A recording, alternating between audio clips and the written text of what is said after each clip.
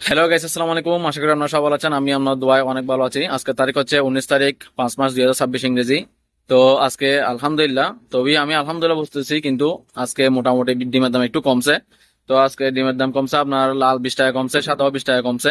তো আসলে আপনারা জেলা ভেদে আসলে কম বেশি হতে পারে, তবে আপনারা একটু আসলে দেখবেন। আর ডিমের বাজার একটু কম থাকার কারণে এই আপনার এই 10-15 দিন অথবা 1 মাস পর্যন্ত একটু কম থাকতে পারে, কারণ একটু কম মানে কমার দিকে আসতে পারে। কারণ একটাই কারণ, আমাদের সামনে ঈদুল আজহা। তো সবাইকে ঈদুল আজহার শুভেচ্ছা ও পবিত্র সবাইকে ঈদুল আজহার অগ্রিম জানাই শুভেচ্ছা আমি। তো আপনারা সবাইকে ঈদ মুবারক। আর একটা কথা, কারণ আপনারা একটু টেনশন করার দরকার নাই, একটু ধৈর্য ধরুন। একটু কমলেও কিন্তু এটা আলহামদুলিল্লাহ আপনার ঈদের পর আবার বাড়তে পারে, সেটার জন্য। তো যেমন ধরুন আজকে 20 টাকা কমলেই আমাদের 1,000 টাকার উপরে 1,070 টাকা 80 টাকার মতো ডিমের রেট থাকবে।